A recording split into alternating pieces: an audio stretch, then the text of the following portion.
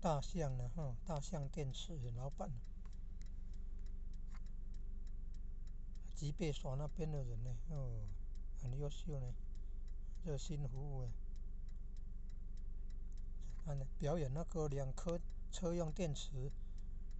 串联串联增加电量。有另外一个画面没有拍到啊，是25.5伏特呢，2颗串联25.5伏特，一般都是12加12、24，但是